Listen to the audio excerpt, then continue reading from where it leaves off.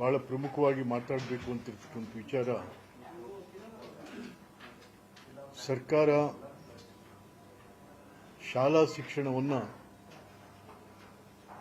ಕೇಂದ್ರ ಮತ್ತು ರಾಜ್ಯ ಸರ್ಕಾರಗಳ ಎಲ್ಲ ಕಾನೂನುಗಳನ್ನು ಉಲ್ಲಂಘಿಸಿ ಪೋಷಕರಿಗೆ ಮತ್ತು ಮಕ್ಕಳಿಗೆ ಒಂದು ಆಂಗ್ಸೈಟಿ ಕ್ರಿಯೇಟ್ ಮಾಡಿ ಇಡೀ ಶಾಲಾ ಶಿಕ್ಷಣ ವ್ಯವಸ್ಥೆಯನ್ನೇ ಬುಡಮೇಲು ಮಾಡತಕ್ಕಂಥ ಕೆಲಸವನ್ನು ಸರ್ಕಾರ ಮಾಡಿದೆ. ಹಿಂದೆ ಬಿಜೆಪಿ ಸರ್ಕಾರನೂ ಇದನ್ನೇ ಮಾಡಿತ್ತು, ಕಾಂಗ್ರೆಸ್ ಸರ್ಕಾರನೂ ಕೂಡ ಇದನ್ನೇ ಮಾಡಿದೆ. ಅದೇನಪ್ಪಾ ಅಂತಂದ್ರೆ 2015 ಇಸ್ವಿಯಲ್ಲಿ right to education RTE Manmohan Singh ರವರ ಸರ್ಕಾರ ಬಹಳ ವಿಶೇಷವಾಗಿ ಈ ಕಾನೂನನ್ನು ತಗೊಂಡ್ಬಂತು.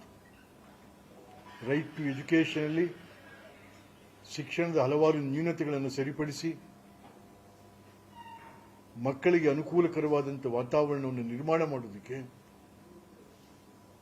ಆವತ್ತಿನ ದಿವಸ ಕಪಿಲ್ ಸಿಬಾಲ್ ಸೆಂಟ್ರಲ್ ಮಿನಿಸ್ಟರ್ ಇದ್ರು, ನಾನು ಕೂಡ MP ಇದ್ದೆ. ಅವಾಗ ನಾನು ಕೂಡ ಹಲವಾರು ಮೀಟಿಂಗ್ಗಳಲ್ಲಿ ಪಾಲ್ಗೊಂಡಂತವನು RTEನಲ್ಲಿ right to education.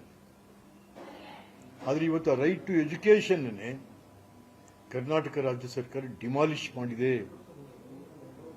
Supreme court ಸರ್ಕಾರಕ್ಕೆ ಛೀಮಾರಿ ಹಾಕಿದೆ. ಯಾಕೆ ಈ ರೀತಿ ಎಲ್ಲ ಮಾಡ್ತಾ ಇದ್ದೀರಾ? ಯಾವ ರಾಜ್ಯದಲ್ಲೂ ಮಾಡಿಲ್ಲ ಇದನ್ನ, ಕರ್ನಾಟಕದಲ್ಲಿ ಮಾತ್ರ. ಹಾಗಾಗಿ ಸುಪ್ರೀಂ ಕೋರ್ಟ್ ಏನಿದ್ರು ಇಡೀ ಭಾರತದಲ್ಲಿ ಕರ್ನಾಟಕ ಸರ್ಕಾರ ಬೆತ್ತಲಾಗಿದೆ. ಒಂದು ನಿಮಗೆ ಆಮೇಲಿಂದ ಕಾಪೀಸ್ ಕೂಡ ಕೊಡ್ತೀನಿ ನಾನು, ಸುಪ್ರೀಂ ಕೋರ್ಟ್ ಜಡ್ಜ್ಮೆಂಟ್ 1, 5, 8 ಮತ್ತು 9ನೇ ತರಗತಿ ಬೋರ್ಡ್ ಪರೀಕ್ಷೆ ಕಾನೂನು ಬಾಹಿರ, ಮಾಡೋಂಗೇ ಇಲ್ಲ ಇವರು.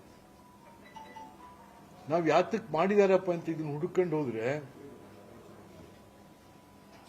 ಆ ಪ್ರಶ್ನೆ ಪತ್ರಿಕೆ ಪ್ರಿಂಟ್ ಆಗುತ್ತಲ್ಲ, ಅದರಲ್ಲಿ ಕಿಕ್ ಬ್ಯಾಕ್ ತೊಗೊಳಕ್ ಮಾಡಿಬಿಟ್ಟಿದ್ದಾರೆ.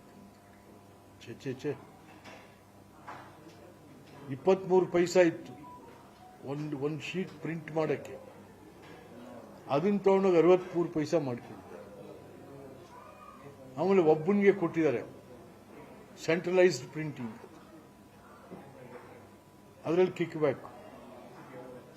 ಮತ್ತೆ ವ್ಯಾಲ್ಯೂಯೇಷನ್, ಒಬ್ಬ ಟೀಚರ್ 20 ಜನ ಮೇಲೆ ವ್ಯಾಲ್ಯೂಯೇಷನ್ ಮಾಡಂಗಿಲ್ಲ, 20 ಮಕ್ಕಳದು 100 ತನಕ ಮಾಡಿದ್ದಾನೆ ಒಬ್ಬೊಬ್ಬ. ಹಾಗಾಗಿ ಇಡೀ ಪರೀಕ್ಷಾ ಪ್ರಾಮಾಣಿಕತೆಯನ್ನು, ಪರೀಕ್ಷೆಯ ಪಾವಿತ್ರ್ಯತೆಯನ್ನೇ ಹಾಳು ಮಾಡುವುದರೊಂದಿಗೆ ಕಾನೂನನ್ನು ಕೂಡ ಯಥೇಚ್ಛವಾಗಿ ಉಲ್ಲಂಘನೆ ಮಾಡಿರ್ತಕ್ಕಂಥದ್ದು. ಬಹುಶಃ ಇದು ನಾವೇನು ಇವತ್ತು, ಯಾಕೆಂತಂದ್ರೆ ಶಾಲಾ ಶಿಕ್ಷಣ ಬಹಳ ಮುಖ್ಯ. SM ಕೃಷ್ಣ ಅವರ ಕಾಲದಲ್ಲಿ ನಾವು ಅನುಕ್ಷಣದ ಸುದ್ದಿಗಳಿಗಾಗಿ ವಿಸ್ತಾರ ನ್ಯೂಸ್ ಯೂಟ್ಯೂಬ್ ಚಾನೆಲ್ ಸಬ್ಸ್ಕ್ರೈಬ್ ಮಾಡಿ. ಹೊಸ ಸುದ್ದಿಗಳ ನೋಟಿಫಿಕೇಶನ್ಗಾಗಿ ಬೆಲ್ ಐಕಾನ್ ಕ್ಲಿಕ್ ಮಾಡಿ. ಲೇಟೆಸ್ಟ್ ಅಪ್ಡೇಟ್ಸ್ಗಾಗಿ www.vistaranews.com ವೆಬ್ಸೈಟ್ಗೆ ವಿಸಿಟ್ ಮಾಡಿ. ಅಂಗೈಯಲ್ಲೇ ಜಗತ್ತಿನ ಸುದ್ದಿ ತಿಳಿಯಲು ವಿಸ್ತಾರ ನ್ಯೂಸ್ ಕನ್ನಡ ಆಪ್ ಡೌನ್ಲೋಡ್ ಮಾಡಿ.